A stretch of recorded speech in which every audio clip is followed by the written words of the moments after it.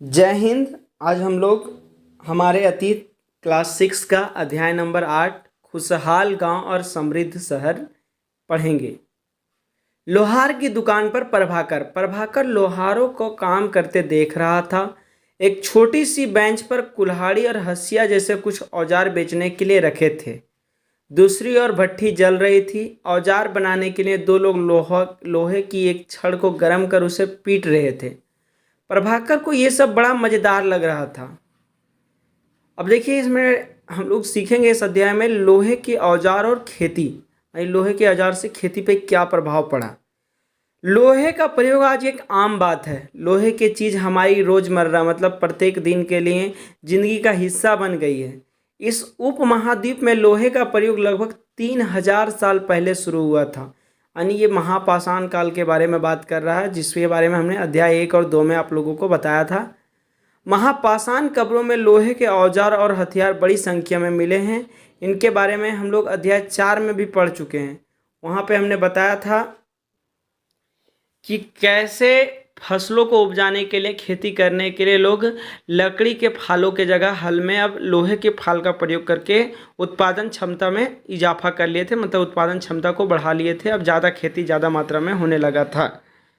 आगे देखिए, करीब 2500 वर्ष पहले लोहे के औजारों के बढ़ते उपयोग का प्रमाण मिलता है। इनमें जंगलों को साफ करने के लिए कुल्हाड़ियाँ और जुताई के लिए हलों के फाल शामिल हैं। मतलब जंगलों को साफ करने के लिए कुल्हाड़ी, जिसको अपने घरेलू भाषा में हम लोग टांगी बोलते हैं, जिससे झाड़ वगैरह साफ किया जाता है, लकड़ियाँ वगैरह काटे जाते हैं। और जुताई के लिए भी इन्हीं लोहे के औजारों का, जिसको हम लोग हल बोलते हैं, उससे यूज किया जाता था, प्रयोग किया जाता था। अध्याय 5 में भी हमने इसके बारे में पढ़ा कि इससे कृषि उत्पादन का क्षेत्र बढ़ गया था। कृषि उत्पादन बढ़ाने के लिए उठाए गए अन्य कदम, सिंचाई। देखिए, कृषि खेती बाड़ी करने के लिए जितना महत्व लोहे के फाल आदि का होता है, उतना ही महत्व पानी का भी होता है, सिंचाई का भी होता है। तो समृद्ध गांवों के बिना राजाओं तथा उनके राज्यों का बने रहना मुश्किल था। देखिए, इसके अनुसार कहना चाहता है कि कोई भी राज्य हो तो उस राज्य में सभी लोग, जितने भी लोग निवास करते हैं, रहते हैं, उन लोग सभी को खाना पीना चाहिए। और ये खाना पीना गाँव से ही, गाँव में खेती बाड़ी होता था, उन्हीं खेती बाड़ी के फसल शहरों तक पहुंचते थे, यानी कि राज्य के हर कोने कोने तक जाते थे। तो किसी भी राज्य का या वहाँ के राजा का शक्तिशाली बने रहना कहीं ना कहीं उन गाँव पे डिपेंड करता था, उन गाँव पर ही निर्भर थे जहाँ पे खेती बाड़ी होता था, पशु रहते थे, जो जानवर रहते थे, क्योंकि जानवरों से और पेड़ पौधों से कई सारे उत्पाद होते हैं जिसका हम लोग दैनिक जीवन में खाने पीने में उपभोग में लाते हैं। आगे देखिए, यहाँ बता रहा है, जिस तरह कृषि के विकास में नए औजार तथा रोपाई महत्वपूर्ण कदम थे, उसी तरह सिंचाई भी काफ़ी उपयोगी साबित हुई। इस समय सिंचाई के लिए नहरें, कुएं, तालाब तथा कृत्रिम जलाशय बनाए गए। मतलब कि ये सब सिंचाई के साधन थे। कुआं, नहर से भी पानी का सब बहाव होता है। कृत्रिम जलाशय मतलब जो होता है तालाब वगैरह, अपने भाषा में बोले तो इस तरह से कई सारे उस जमाने में भी बनाए गए थे। आपको देखिए साइड में 3 चित्र दिख रहे होंगे। इन लोगों में देखिए, यहाँ बताया जा रहा है कि औजारों की सूची में इन चित्रों के नाम चुन सकते हैं, जहाँ हंसिया, कुल्हाड़ी और सणसी, लोहे की ऐसी 5 चीज़ों की सूची भी आप बना सकते हैं जिसको आप रोज़ यूज करते हैं। देखिए, सबसे ऊपर वाला आपको दिख रहा होगा कि ये सणसी है, बीच में ये टांगी का आगे का पार्ट होता है जिसको हम लोग कुल्हाड़ी भी बोलते हैं, और नीचे जो आपका ये हम लोग अपने घर में घरेलू भाषा में से हंसिया, जिससे धान वगैरह काटा जाता है। आगे देखते हैं, इस चार्ट में हमें सिंचाई के बारे में आए परिवर्तन दिखाए गए हैं। खाली स्थानों को सही वाक्य में भरना है। देखिए, यहाँ 1 से 9 ऑप्शन दिए हैं, जिसमें हमें 4 ऑप्शनों को भरना है।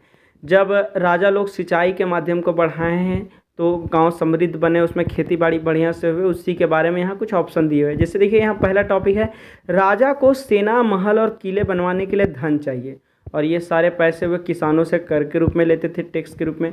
हमने कर के बारे में भी आपको पीछे बताया है कि राजा द्वारा जो आम जनता से पैसे ले जाती थी, जिससे सेना का संचालन वगैरह किया जाता था और भी राज्य के जरूरी काम किए जाते थे, उसे कर कहते हैं। तो यहाँ पे देखिए बता रहा है कि वे सेना से कर लेते थे और इसके बदले में कर अदा करने के लिए किसानों को उत्पादन बढ़ाना था। जो चौथा नंबर में भर सकते हैं, यह सिंचाई से ही संभव था। 5वां हो जाएगा, राजाओं ने सिंचाई की योजना बनाई और धन खर्च किया। छठा, लोगों द्वारा परिश्रम किया गया।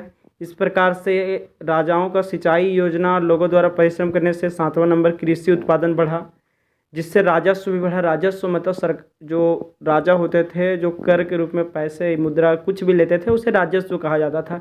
अब चूंकि खेती बाड़ी बढ़ा मतलब उससे उत्पादन बढ़े तो उत्पादन का कुछ ज़्यादा अधिकार मतलब वहाँ के राजा को भी मिलने लगा।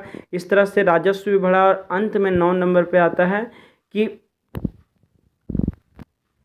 किसानों को लाभ मिला, क्योंकि अब उत्पादन की अनिश्चितता घटी। अनिश्चितता घटी मतलब पहले उत्पादन खेतीबाड़ी इस पर डिपेंड करता था कि अगर सिंचाई नहीं होती, अगर वर्षा नहीं होती तो खेती फसलें नहीं होते थे, फसल नहीं उग पाते थे, जिसके कारण प्राकृतिक पर ही निर्भर रहते थे। लेकिन जब वहाँ के राजा ने सिंचाई के माध्यम बढ़ाए तो सिंचाई के माध्यम से अब सालों साल फसल होने लगे। अब वहाँ पे ये नहीं समस्या झेलना पड़ रहा था कि इस बार खेती होगा कि नहीं होगा, क्योंकि एक से एक सिंचाई के माध्यम थे। सिंचाई के माध्यम होने की वजह से अब ये सब परेशानियां नहीं आती थी। आगे है गाँव में कौन रहते थे। इस उपमहाद्वीप के दक्षिणी तथा उत्तरी हिस्सों के अधिकांश गांवों में कम से कम 3 तरह के लोग रहते थे। मतलब जो ये उपमहाद्वीप था जहाँ की बात कर रहे हैं इसमें 2 हिस्से थे, दक्षिणी और उत्तरी हिस्सा। इसमें अधिकांश जो गांव थे उसमें 3 तरह के गाँव में 3 तरह के लोग पाए जाते थे। मतलब उस समय का समाज उस गाँव में 3 वर्ग में बटे हुए थे। पहला, तमिल क्षेत्र में बड़े भूस्वामियों को वेलल्ला कहा जाता था। साधारण हलवाहों को उनवार और भूमिहीन मजदूरों को दास कड़ेसियार और अदिमई कहलाते थे। मतलब जो भूस्वामी होते थे जिनके पास बहुत ज़्यादा ज़मीन होता था, जो ज़मींदार आज के भाषा में हम लोग बोलते हैं, वैसे लोगों को वेलल्ला कहा जाता था तमिल क्षेत्र में। और साधारण हलवाहों को जो कि खाना वगैरह पकाते थे, मिठाइयाँ बनाते थे, आदि चीज़ों को मतलब जो पकाने वगैरह का काम करते थे, इन सभी लोगों को हलवाहा कहा जाता था।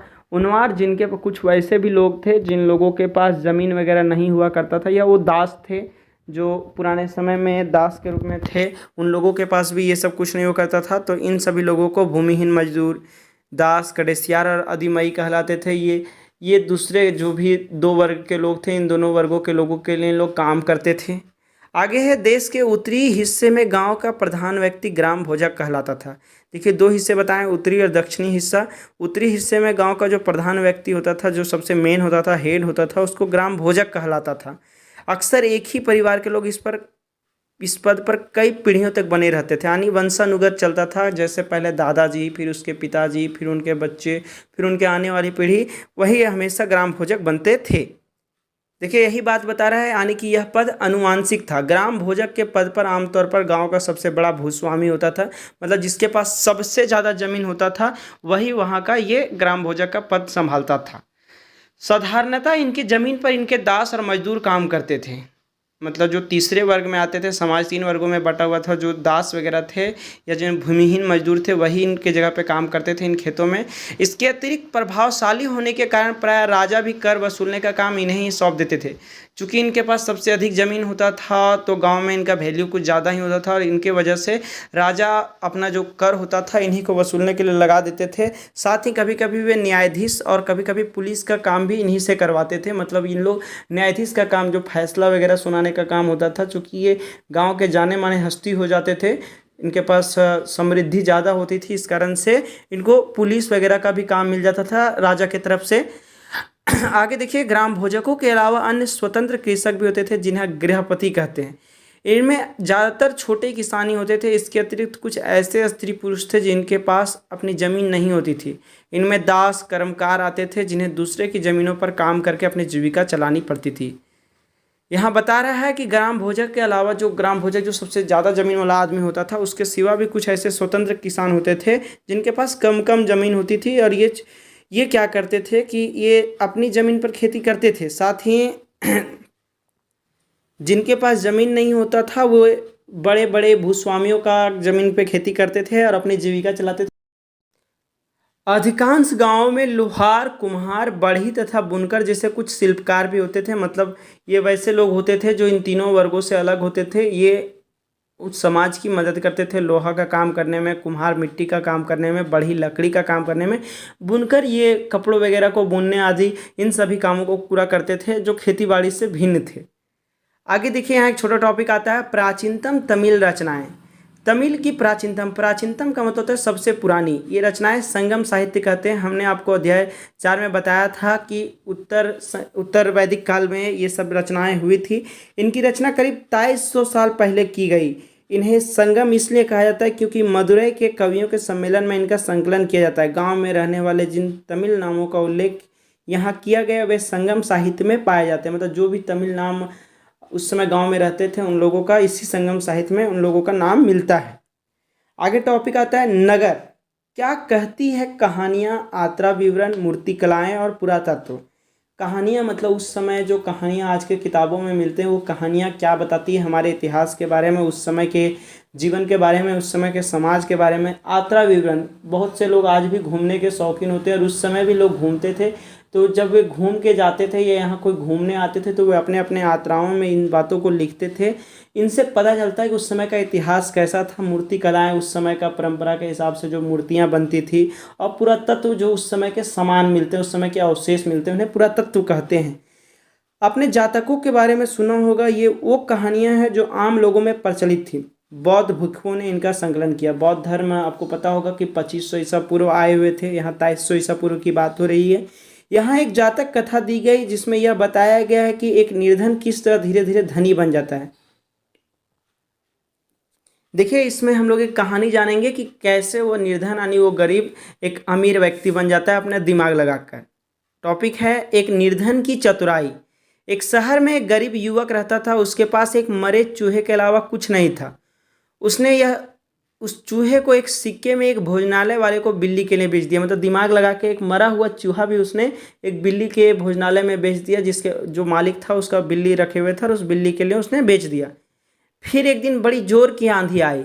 राजा का बगीचा टूटी टहनियों और पत्तों से भर गया। उसका माली इसे साफ करने के बाद से परेशान हो उठा कि अब इसे, माली बोलते हैं जो बगीचे की देखभाल करता है, तो राजा का जो माली था उतना सारा साफ करने में बड़ा दिक्कत हो रहा था, परेशान हो उठा। युवक ने माली से कहा कि अगर लकड़ियों को और पत्तों को उसे मिल जाए तो वह बगीचे की सफाई कर सकता। वही जो गरीब था उसने ऐसा दिमाग लगाकर बोला। माली तुरंत मान गया। युवक ने पास खेल रहे बच्चों को यह कहकर इकट्ठा कर लिया कि प्रत्येक टहनी और पत्ते के बदले उन्हें एक एक मिठाई मिलेगी। देखते ही देखते उन्होंने बगीचे से एक एक तिनका चुनकर गेट के पास इकट्ठा कर दिया। तभी उधर से राजा का कुम्हार बर्तनों को पकाने के लिए ईंधन की तलाश में गुजरा। उसने पूरे ढेर को खरीद लिया। कुम्हार मतलब जो अपने मिट्टी के बर्तन को पकाता है, उसके लिए उसको लकड़ी या घास फूस चाहिए, वो उसे खरीद लिया उस निर्धन व्यक्ति से। इस तरह युवक के पास कुछ और पैसे हो गए। अब उस युवक ने कोई एक और योजना बनाई। एक बड़े बर्तन में पानी भरकर वह नगर के द्वार पर गया और वहाँ उसने घास काटने वाले 500 लोगों को पानी पिलाया। खुश होकर उन लोगों ने कहा कि तुमने हमारे लिए इतना अच्छा काम किया है, बताओ अब हम तुम्हारे लिए क्या कर सकते हैं। उसने कहा, मैं आपको यह तब बताऊंगा जब मुझे आपकी सहायता की ज़रूरत होगी। इसके बाद उसने एक व्यापारी से दोस्ती की। एक दिन उस व्यापारी ने बताया, कल एक घोड़े का व्यापारी 500 घोड़ों के साथ शहर में आ रहा है। यह सुनकर उस युवक ने उस घास काटने वाले के पास जाकर कहा, कृपया तुम सब एक एक घास का गट्ठर मुझे दो और अपनी घास तब तक मत बेचो जब तक मेरी ना बिक जाए। उन्होंने उसे घासों के 500 गट्ठर दिए। जब घोड़े के व्यापारियों को कहीं भी घास ना मिली तो उसने एक युवक की घास 1,000 रुपये के सिक्के में खरीद ली। इस प्रकार से उसे काफ़ी फायदा हुआ और हम कह सकते हैं कि दिमाग से उस निर्धन ने अपने अमीरी का पहचान दिया और वो काफ़ी अमीर भी हो गया था। आगे देखिए, टॉपिक आता है प्राचीन नगरों के जीवन में बारे में कुछ अन्य स्रोतों से भी पता चल सकता है। शहरों, गांवों या फिर जंगलों के जीवन से बड़ी जुड़ी घटनाओं को मूर्तिकार कलात्मक ढंग से उकेरते थे, यानी मूर्तियों के अनुसार से उस समय के बारे में बताते थे। इन मूर्तियों को ऐसी इमारतों की रेलिंग, खंभों या प्रवेश द्वार पर सजाया जाता था जहां लोग आते जाते थे। मतलब लोग देख के समझ सके कि उस समय की परंपरा की थी। इस प्रकार से ये कहानी, अभी हमने पीछे पढ़ा कि क्या कहती है कहानियाँ, तो एक कहानी दिया था उस समय की कैसे लोग दिमाग लगाकर ऐसे काम करते थे। आगे देखिए, सबसे ऊपर आपको एक चित्र दिख रहा होगा। यह सांची की मूर्तिकला या मध्य प्रदेश स्थित सांची के स्तूप की मूर्तिकला का नमूना है। इसमें शहर के जीवन का एक दृश्य है जो अध्याय 11 में सांची के बारे में हम लोग पढ़ेंगे। इन दीवारों को देख सकते हैं कि ये ईंट की बनी हुई, ये लकड़ी या पत्थर से, इसकी रेलिंग लकड़ी की बनी हुई या इमारतें छतों का वर्णन करती है, मतलब उस समय के माहौल को बताती है, उस समय का परंपरा बताती है। ये दीवार पे बना हुआ एक चित्र है। आगे सबसे ऊपर आपको जो दिख रहा है ये एक वलय कूप है, यानी एक कुआं है जो हड़प्पा की जल निकाय व्यवस्था से भिन्न है, मतलब अलग है। जैसे हड़प्पा सभ्यता 5000 ईसा पूर्व के थी, उस समय लोग कैसे पानी वगैरह पीते थे, शहरों से जल निकासी कैसे होती थी, इन सभी के बारे में भी हमने आपको बताया था अध्याय 1 में। आप देख सकते हैं, हमारे चैनल पे आपको मिल जाएगा ये वीडियो। अब देखिए यहाँ पे जो है ये दिल्ली में मिला वलय कूप है जो 2300 ईसा पूर्व की कुएं हैं, यानी इस कुएं से लोग पानी पीते थे। अध्याय 5 में अनेक शहरों महाजनपदों की राजधानी थी, जैसा कि आपने पढ़ा कि इसमें से कुछ शहर परकोटों से घिरे होते थे। आगे देखते हैं कि जैसे कि ऊपर के चित्र में देख रहे हैं कि अनेक शहरों में वलय कूप मिले, यानी कुएं मिले हैं। ये वलय कूप गुसलखाने, नाली या कूड़ेदान के लिए प्रयुक्त होते थे। ये वलय कूप लोगों के घरों में होते थे, यानी कि ये कुएं एक प्रकार से कुछ और भी बनाए जाते थे जो छोटे छोटे गड्ढे के रूप में होते थे, जिसमें नालियाँ वगैरह के सारे गंदगी वगैरह रहते थे। साथ ही आगे मिलेगा महलों, बाजारों या आम घरों के अवशेष बहुत कम मिले हैं। संभवतः लकड़ी, मिट्टी व कच्ची ईंटों या छपरों से बने होने के कारण ये ज़्यादा समय तक टिक ना पाए हो, क्योंकि ये जो बनता था ये कच्चा होता था, यानी लकड़ी का, मिट्टी का और ईंटें आदि का बनता था, कच्ची ईंटों का। तो ये ज़्यादा समय तक भविष्य में नहीं रह पाए, क्योंकि आज इसे गुजरे हुए काफ़ी 100 वर्ष हो गए। ये ज़्यादा समय तक ना टिक पाए, भविष्य में पुरातत्वविद इनकी खोज कर सकते हैं। प्राचीन शहरों के बारे में वहाँ गए नाविकों यानी जो नाव से यात्रा करते थे, जो समुद्री जहाज़ों आदि से यात्रा करते थे, ये यात्री, इसके बारे में विवरण भी पता चलता है। ऐसा ही एक विस्तृत विवरण किसी अज्ञात यूनानी नाविक का है, मतलब एक यूनान देश का एक व्यक्ति था, उसने यह जो नाव से आता था उसने इसके बारे में बताया है। देखिए, जिन जिन पतनों पर वह गया उन सभी के बारे में उसने लिखा है। जो यूनान का वह नाविक था, वो जिन जिन पतनों पर, मतलब कि जहाँ जहाँ पानी जहाज रुकते थे उन जगह पे गया था, उन जगहों के बारे में उसने अपने किताब में लिखा था। आगे सबसे ऊपर आपको मिलेगा बेरीगाजा, भरूचु का यूनानी नाम की कहानी। भरूच का यूनानी नाम कहानी, यानी भरूच एक व्यक्ति था जो यूनान का था, उसकी कहानी यहाँ पे दी गई है, उसी व्यक्ति के बारे में जो हर जगह यात्रा करने के बाद अपनी किताब में लिखता था। बेरी गाजा की संकरी खाड़ी में समुद्र से आने वाले के लिए एक नाव चला पाना बहुत मुश्किल होता था। वो बता रहा है जो भरूच था, राजा के द्वारा नियुक्त कुशल और अनुभवी स्थानीय मछुआरे ही यहाँ जहाज ला सकते थे। मतलब राजा जिनको नियुक्त करता था, वहाँ के स्थानीय लोगों को, वही मछुआरे केवल यहाँ से नाव चला पाते थे, क्योंकि यहाँ बहुत ही जो हवा उठती थी वो काफ़ी दिक्कत वाली होती थी। बेरी गाजा में शराब, तांबा, टीन, सीसा, मूंगा, पुखराज, कपड़े, सोने और चांदी के सिक्कों का आयात होता था, मतलब खरीदा जाता था। आगे है हिमालय की जड़ी बूटियां, हाथी दांत, गोमेद, कार्निलियन, सूती कपड़ा, रेशम तथा इत्र यहाँ से निर्यात किए जाते थे। अब यहाँ बेचे भी जाते थे कुछ चीज़ें खरीदे जाते थे। राजा के लिए व्यापारी विशेष उपहार लाते थे। इनमें चांदी के बर्तन, गायक, किशोर, सुंदर औरतें, अच्छी शराब तथा उत्कृष्ट महीन कपड़े शामिल थे। मतलब ये भरूच बता रहे हैं कि यहाँ पे खरीदा बेचा जाता था, साथ ही जो व्यापारी खरीदने बेचने आते थे वो इस जगह के राजा के लिए अजीब अजीब सुंदर सुंदर चीज़ें लाते थे, जैसे चांदी, सोना चांदी के बर्तन लाते थे, नए नए उम्र के सुंदर औरतों को लाते थे जो कि राजा का मन उत्कृष्ट कर सके, राजा का मन खुश कर सके। अच्छी शराब लेकर आते थे उत्कृष्ट, मतलब एक प्रकार से हम कह सकते हैं कि उस समय राजा को घूस के तौर पे ये सब दिया जाता था, जिसको उपहार बोला गया है। इस प्रकार से यहाँ पे आयात निर्यात होता था और बदले में सरकार, वहाँ के राजा को कोई खास फर्क नहीं पड़ता था, क्योंकि राजा को उस हिसाब से बहुत चीज़ें मिलते थे। आपको साइड में यहाँ दिख रहा होगा याहत सिक्के, एक टॉपिक। याहत सिक्के सामान्यतः आयताकार और कभी कभी वर्गाकार या गोल होते थे। मतलब जो सिक्के आज के समय में जैसे मुद्रा होता है गोल सिक्के, जो पैसा, रुपया पैसा हम लोग बोलते हैं सिक्के का, वो उस समय भी चलते थे और वो सिक्के आयताकार होते थे, यानी लंबाई और चौड़ाई अलग अलग, दोनों तरफ की लंबाई एक तरफ, दोनों की चौड़ाई एक तरफ। कभी कभी वर्गाकार या गोल भी होते थे, मतलब हर एक शेप के बनाए जाते थे। ये या तो धातु की चादरों को काटकर या धातु के चपटे गोलिकाओं से बनाए जाते थे। इन सिक्कों पर कुछ लिखा हुआ नहीं था, बल्कि इन पर कुछ चिन्ह ठप्पे से बनाए जाते थे, इसलिए ये याहत सिक्के कहलाए। ये सिक्के उपमहाद्वीप के लगभग अधिकांश हिस्सों में पाए जाते हैं और ईसा की आरंभिक सदियों तक का ये प्रचलन में रहे। मतलब ईसा मसीह के जन्म के बाद तक लगभग करीब 2300 सालों तक ये सिक्के चले थे। देखिए, आपको सिक्के के यहाँ चित्र भी दिख रहे होंगे। आगे है विनिमय के अन्य साधन। विनिमय का मतलब होता है, जैसे देखिए आज के समय में हम लोग कुछ चीज़ें खरीदते हैं तो उसके बदले हम लोग पैसा देते हैं, और कुछ चीज़ें बेचते हैं तो हम लोग पैसा लेते हैं। कोई भी काम करे या किसी प्रकार का किसी को सुविधा दे, तो इन सभी के लिए हम लोग पैसा लेन देन करते हैं। ये एक विनिमय का तरीका हुआ। पहले के समय में ऐसा नहीं था। उस समय संगम साहित्य की इस छोटी सी कविता में एक कविता लिखा हुआ है, इसके बारे में अब देखिए। लिखा हुआ है, खेतों के सफ़ेद धान गाड़ियों पे लादे जा रहे हैं, मतलब जो धान होते थे जो उसे गाड़ियों पर लादा। नमक के लिए लंबे लंबे रास्ते, चांदनी सी सफ़ेद रेत पर परिवार को समेटे कहीं पीछे छूट ना जाए। शहरों से नमक के सौदागरों के यूं चले जाने से सिर्फ सन्नाटा रह जाता है। समुद्र के किनारे नमक का बहुत ज़्यादा उत्पादन होता था। इस प्रकार से हम कह सकते हैं कि खेतों से धान गाड़ियों पर लादे जाते थे, समुद्रों से नमक निकाले जाते थे। नमक के बदले चावल, चावल के बदले नमक, डायरेक्ट विनिमय किया जाता था। मतलब आप 10 किलो चावल दो, हम 10 किलो नमक देते थे। आज ये ऐसा नहीं है। आज हर चीज़ का एक रेट डिसाइड है कि नमक 10 रुपये केजी है, चावल 18 रुपये केजी, इस तरह से एक संभावना है।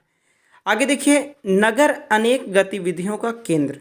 नगर में बहुत सारे गतिविधियां होती है, जैसे कि वहाँ पे काफ़ी चीज़ें होता है, आवागमन का साधन, यातायात का साधन, संचार के साधन, और भी नगरों में बहुत सारी सुविधाएं होती है, हॉस्पिटल, स्कूल्स। उस समय क्या क्या सुविधाएं थी इसके बारे में जानते हैं।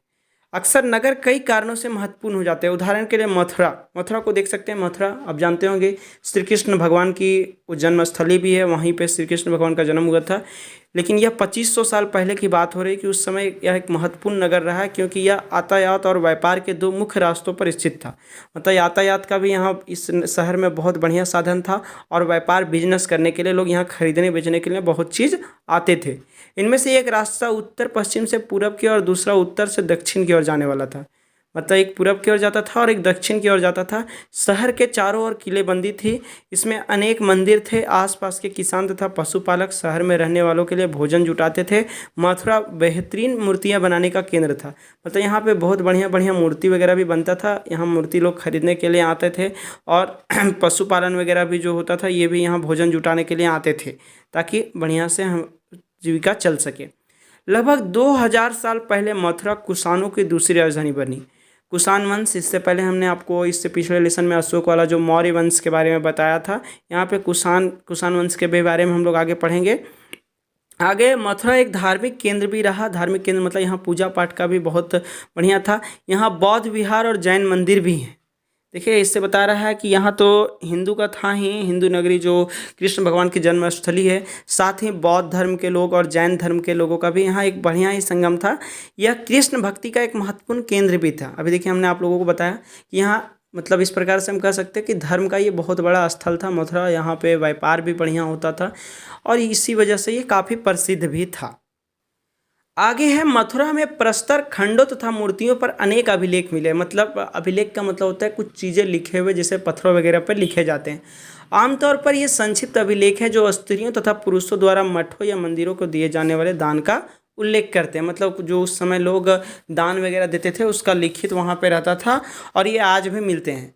प्रायः शहर के राजा, रानी, अधिकारी, व्यापारी तथा शिल्पकार इस प्रकार के दान करते थे। मतलब जो अमीर अमीर लोग होते थे, राजा, रानी, या फिर व्यापार करने वाले बहुत बड़े बड़े व्यापारी, ये सभी लोग यहाँ पे दान देते थे। आज भी हर जगह पे हम लोग पूजा स्थल पे, धर्म स्थल पे दान अभी भी दिए जाते हैं हर एक धर्म में। आगे है, उदाहरण के लिए मथुरा के अभिलेखों में सुनारों, लोहारों, बुनकरों, टोकरी बुनने वाले, माला बनाने वाले और उत्र बनाने वाले के उल्लेख मिलते हैं, क्योंकि इन सभी का एक प्रकार से यहाँ पे ज़रूरत पड़ता है और लोग धर्मस्थल पे रहते हैं। आगे है, शिल्प तथा शिल्पकार। पूरा स्थलों में शिल्पों के नमूने मिले हैं। इनमें मिट्टी के बहुत ही पतले और सुंदर बर्तन मिले हैं, जिन्हें उत्तरी काले चमकीले पात्र कहा जाता है। मतलब जो मिट्टी के बहुत पतला और सुंदर सुंदर बर्तन मिला है, मिट्टी का बर्तन, वो चमकीले होते थे, काले होते थे, क्योंकि ये ज़्यादातर उपमहाद्वीप के उत्तरी भाग में मिले हैं। यहाँ पे बताया जा रहा है कि अन्य दूसरे शिल्पों के अवशेष नहीं बचे होंगे। उस समय जो बताया जा रहा है कि उस समय और कोई शिल्प नहीं बचे होंगे, क्योंकि ये मिट्टी के थे। जैसे कि विभिन्न ग्रंथों में हमें पता चलता है कि कपड़ों का उत्पादन बहुत महत्वपूर्ण था। उत्तर में वाराणसी और दक्षिण में मदुरै इसके प्रसिद्ध केंद्र थे। यानी कपड़ों के जो उत्पादन जहाँ होता था, सबसे ज़्यादा कपड़े बनते थे, क्योंकि लोग कपड़े तो पहनते हैं। तो ये उत्तर में वाराणसी शहर और दक्षिण में मदुरै, यहाँ पे स्त्री पुरुष दोनों ही काम करते थे। इन कपड़ों को बनाने के जो फैक्ट्री होता था, जो उद्योग होता था, अनेक शिल्पकार तथा व्यापारी अपने अपने संघ बनाने लगे थे। संघ बनाने लगे थे मतलब एक यूनिटी बनाने लगे थे, कुछ लोगों का मिलकर एक समूह बनाने लगे थे, जिन्हें श्रेणी कहा जाता था। उन लोगों के समूह को, उन लोगों के एकजुटता को श्रेणी कहते थे। शिल्पकारों की श्रेणियों का काम प्रशिक्षण देना, कच्चा माल उपलब्ध कराना तथा तैयार माल का वितरण करना था। मतलब ये जो श्रेणी बनाते थे, जो काफ़ी टैलेंटेड हो जाते थे, ये लोगों को प्रशिक्षण देते थे कि कैसे कपड़ा बनाना है, कैसे उससे बढ़िया बढ़िया वस्त्र बनाने हैं, कच्चा माल कहाँ से आएगा, ये लोगों को उपलब्ध कराना जो बनाते थे। तैयार माल का वितरण करना था, मतलब कि तैयार जब माल कपड़ा बन के तैयार हो जाता था उसे कैसे बेचना है। जबकि व्यापारियों की श्रेणियाँ व्यापार का संचालन करती थी, और जो श्रेणियाँ थी उन बिजनेस करती थी कि कहाँ इसको भेजना है, कहाँ से बेचना है।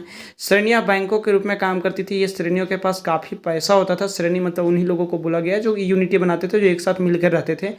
काफ़ी लोग होते थे इन श्रेणियों में, और ये सारे लोग डिसाइड करते थे कि ये पैसे कहाँ से आए, और जहाँ लोग पैसे जमा रखते थे इन धन का निवेश लाभ के रूप में किया जाता था। इससे जो लाभ मिलता था ये कुछ हिस्सा अपने पास रख लेते थे, और बाकी जो कुछ होता था मठ आदि धार्मिक संस्थानों को दे दिया जाता था। धार्मिक मतलब जहाँ पूजा पाठ होता था उन मंदिरों या विहारों, जो जैन धर्म के होते थे उन मंदिरों में, बौद्ध धर्म के विहारों में, इन जगहों पे ये पैसा दान कर देते थे। आगे देखिए, यहाँ जो अभी हमारे पास आया था, जो मिट्टी के बने हुए बर्तन जो काफ़ी चमकीले थे, उसके बारे में थोड़ा सा एक छोटा टॉपिक दिया हुआ है। उत्तरी काले चमके पात्र, यह एक कठोर चाक निर्मित धातु की तरह दिखने वाला तथा चमकदार काली सतह वाले पात्र थे। इसे बनाने के लिए कुम्हार मिट्टी के बर्तनों के भट्ठों पर उच्च तापमान पर रखते थे, जिसके परिणाम स्वरूप इन बर्तनों की बाहरी सतह काली हो जाती थी। चूँकि जितना ज़्यादा गर्म करेंगे तो वो काली तो हो ही जाएगी। इन पर एक पतली काली लेप भी लगाई जाती थी, जो इस बर्तन को शीशे जैसी चमक प्रदान करती थी। चूँकि ज़्यादा काला हो जाने के बाद उसमें एक प्रकार से लाइट आ जाता था, शाइनिंग आ जाता था, और वो शीशे का काम भी करती थी। अब इसमें एक छोटी सी कहानी आती है। जहाँ पे कपड़े उत्पादन होते थे, वहाँ कपड़े उत्पादन के लिए सूत कातने और बुनने के नियम, कि कैसे सूत को अलग अलग किया जाता था मशीनों में डाल के, या लोग कैसे करते थे, और उसको फिर बुना कैसे जाता था और कपड़े कैसे बनाया जाता था। ये नियम अर्थशास्त्र के हैं। इसके बारे में हमने अध्याय 7 में अर्थशास्त्र के बारे में पढ़ा था, जो चंद्रगुप्त आदि के बारे में वहाँ पे अशोक के किताब अध्याय में आया था। इसमें वर्णन किया गया है कि किस प्रकार एक विशेष पदाधिकारी की देखरेख में कारखानों में सूत की कताई और बुनाई की जाती थी। मतलब उसमें एक पदाधिकारी होते थे, एक ऑफिसर होते थे, जिसको राजा नियुक्त करता था, और ये सब की देखभाल करता था कि सूत की कताई और बुनाई कैसे की जा रही है, उसमें ठीक ठाक हो रहा है कि कहीं गड़बड़ नहीं हो रहा है। ऊन, पेड़ की छाल, कपास, पटुआ तथा सन को तैयार करने के काम में विधवाओं, सक्षम असक्षम महिलाओं, भिखुनियों, वृद्धा वैश्याओं, राजा की अवकाश प्राप्त दासियां, सेविकाओं और अवकाश प्राप्त देवदासियों को लगाया जा सकता है। इसमें स्पष्ट लिखा हुआ था कि ये जो धागा बनते थे, जो कपास से बनते थे या पेड़ की छालों वगैरह से बनते थे, इसमें जो काम करने वाले लोग थे वो सक्षम असक्षम महिलाएं, जो सक्षम हो या कोई कोई असक्षम रहती थी, वो सारी महिलाएं यहाँ जाके काम कर सकती थी। साथ ही विधवा, जिनके पति मर जाते थे, महिला भिखुनिया मतलब जो किसी धर्म को मानते थे, जैसे बौद्ध धर्म के लोगों को भिखुनिया कहा जाता था, तो वो औरतें। वृद्धा वेश्याएं मतलब जो देह का, अपने शरीर का व्यापार करती है, वे वेश्याएं जब उम्र के बाद जब वो बूढ़ी हो जाती थी तो वो इसी काम में ला दिए जाते थे। राजा की अवकाश प्राप्त दासियां, मतलब राजा के यहाँ जो काम करती थी, वो जब बूढ़ी हो जाती थी, जब राजा वहाँ से काम करने लायक नहीं रहता था, वो नए दासियों को अपने यहाँ रखता था। तो इस कंडीशन में भी ये दासियां और सेविकाएं और बहुत सारे देवदासियां, जो राजा के लिए सबसे खास होती थी, उन लोगों को भी इसी काम में लगा दिया जाता था, और बदले में इनको पैसे भी मिलता था। इन्हें इनके काम के और गुणवत्ता के अनुसार पारिश्रमिक देना चाहिए। जिन महिलाओं को बाहर निकलने की अनुमति नहीं है, वे अपने दासियों को भेजकर कच्चे माल को मंगवा सकती थी। देखिए, राजा के समय में जो देवदासियां थी और कुछ ऐसे थे जो बढ़िया सुंदर होते थे, इन लोगों को बूढ़ी हो जाने के बाद भी राजा के नियम का पालन करना पड़ता था, और उन्हें बाहर नहीं निकलने दिया जाता था। इसके लिए वो अपने दासियों को बोलते थे, अपने गुलामों को बोलते थे कि जाओ और तुम और कपड़े लेकर और सूत लेकर आओ, और ये कच्चा माल लेकर आते थे। फिर इससे क्या होता था कि जब ये कच्चा माल लाते थे तो इससे माल तैयार होता और इसे भिजवाती उन्हीं दासियों के साथ थी। और वे औरतें जो कारखाने तक जा सकती और उन्हें अपना माल कारखाने तक तड़के ले जाना पड़ता था, मतलब जल्दी जल्दी ले जाना पड़ता था, जहाँ उन्हें पारिश्रमिक मिलता था, मतलब अपनी मजदूरी मिलता था जो उन लोग काम किया था। इस समय माल की अच्छी तरह जाँचने के लिए रोशनी रहती थी। अगर निरीक्षक उस औरत की तरफ देखता है, निरीक्षक मतलब जो ऑफिसर थे वो अगर उस औरत की तरफ देखते हैं या इधर उधर की बातें करते हैं तो उसे सज़ा भी मिलती थी। राजा उसे सज़ा देते थे और अगर औरत ने अपना काम पूरा नहीं किया तो उसे जुर्माना देना होगा, इसके लिए उसका अंगूठा भी काटा जा सकता है। मतलब अगर वो औरत सही से काम नहीं करके लाती थी तो उसके लिए उसको जुर्माना भरना पड़ता था। कभी कभी उसके काम के लिए अगर गलती हो जाता था तो उसे अंगूठा भी काट कर रख लिया जाता था। इस तरह से महिलाओं के बारे में और दोनों के बारे में काफ़ी सख्त कानून बने हुए थे। अब एक आता है सूक्ष्म निरीक्षण अरिकामेडु। मानचित्र 7 में अरिकामेडु पुदुचेरी में है। पृष्ठ संख्या 88 में आप रोम के बारे में दी जानकारी पढ़ सकते हैं। लगभग 2200 से 1900 साल पहले अरिकामेडु एक पतन था। पतन मतलब जहाँ पे पानी के जहाज़ें रुकते थे। यहाँ दूर दूर से आए जहाज़ों के सामान उतारे जाते थे। यहाँ ईंटों से बना एक ढांचा मिलता है जो संभवतः गोदाम रहा हो। यहाँ भूमध्य सागरीय क्षेत्र के एम्फोरा जैसे पात्र मिले हैं। इनमें शराब या तेल जैसे तरल पदार्थ रखे जा सकते थे। मतलब जो डिब्बे मिले थे, जो पात्र बर्तन मिले थे, उसमें तेलीय पदार्थ जैसे पानी वगैरह चीज़ होता है उस तरह के शराब या तेल जैसे पदार्थ रखे जाते थे। इनमें दोनों तरफ से पकड़ने के लिए हत्थे लगे थे, मतलब दोनों तरफ से जैसे डेग वगैरह आज के समय में होता है जो खाना बनाने के लिए यूज किया जाता है। साथ ही यहाँ एरेटाइन जैसे मुहर लगे लाल चमकदार बर्तन भी मिले हैं। इन्हें इटली के एक शहर के नाम पर एरेटाइन पात्र के नाम से जाना जाता है। इसे मुहर लगे सांचे पे गीली चिकनी मिट्टी को दबाकर बनाया जाता है। कुछ ऐसे बर्तन भी मिले हैं जिनका डिजाइन तो रोम का था किंतु वे यहीं बनाए जाते थे। मतलब ये रोम के डिजाइन से बने हुए थे, लेकिन रोम भी एक देश है लेकिन यहाँ पे बनाए जाते थे। यहाँ रोमन लैंप शीशे के बर्तन तथा रत्न भी मिले हैं। रोमन का जो लैंप वगैरह होता था मतलब उसी का नकल यहाँ के लोग करते थे, यानी भारत की बात कर रहे हैं। साथ ही छोटे छोटे कुंड मिले हैं जो संभवतः कपड़े की रंगाई के पात्र रहे होंगे। यहाँ पर शीशे और अर्ध बहुमूल्य पत्थरों से मन के बनाने के पर्याप्त साक्ष्य भी मिले। देखिए आपको साइड में 2 काले चित्र दिख रहे होंगे। ये मिट्टी के बर्तन इसी तरह के होते थे। इसमें ब्राह्मणी लिपि में अभिलेख लिखे मिले हैं। प्रारंभ में तमिल भाषा के लिए इसी लिपि का प्रयोग किया जाता था। जो तमिल भाषा, हर भाषा की कोई ना कोई लिपि होती है, इसी लिपि का प्रयोग कर इन्हें तमिल ब्राह्मणी अभिलेख भी कहा जाता है। आगे है रोम के साथ संबंध दर्शाने वाले साक्ष्य की सूची। अभी हमने आपको पीछे पृष्ठ में बताया था कि यहाँ रोम के बारे में पढ़ना है। रोम यह यूरोप के सबसे पुराने शहरों में से एक है। इसका विकास लगभग तभी हुआ जब गंगा के मैदान के शहर बस रहे थे, मतलब गंगा नदी के पास लोग बस रहे थे, शहरें बस रही थी। रोम एक बहुत बड़े साम्राज्य की राजधानी थी। यहाँ यूरोप, उत्तरी अफ्रीका तथा पश्चिमी एशिया तक फैला साम्राज्य था। इसके सबसे महत्वपूर्ण शासक में एक थे ऑगस्टस, जिसने करीब 2000 साल पहले शासन किया था। उसने कहा था कि रोम ईंटों का शहर था जिसे मैंने संगमरमर का बनवाया। ऑगस्टस और उसके बाद के शासकों ने कई मंदिर तथा महल भी बनवाए। ऑगस्टस ने बड़े बड़े रंगमंडल बनवाए। इनमें चारों तरफ दर्शकों के बैठने की सीढ़ीनुमा जगह होती थी। यहाँ लोग विभिन्न प्रकार के कार्यक्रम देख सकते थे। उन्होंने स्नानागार भी बनवाए जहाँ स्त्रियाँ तथा पुरुषों के लिए अलग अलग समय निर्धारित थे। मतलब स्नानागार, नहाने के लिए मकान बनवाए जिसमें स्त्री और पुरुष अलग अलग समय पर आके नहा धो सकती थी। यहाँ लोग एक दूसरे से मिलते थे और आराम करते थे। बड़े बड़े जलवाही सेतु के जरिए शहरों के स्नानागार, फव्वारा तथा गुसलखानों के लिए पानी लाया जाता था। मतलब कि यहाँ बताया जा रहा है कि ये कार्यक्रम बढ़िया सा बनाए हुए थे। यहाँ पे लोग घूमने भी आते थे और अलग अलग सुख सुविधा भी यहाँ पे, काफ़ी शौकिया चीज़ यहाँ पे बने हुए थे। इस तरह से हमारा ये वीडियो भी समाप्त हो।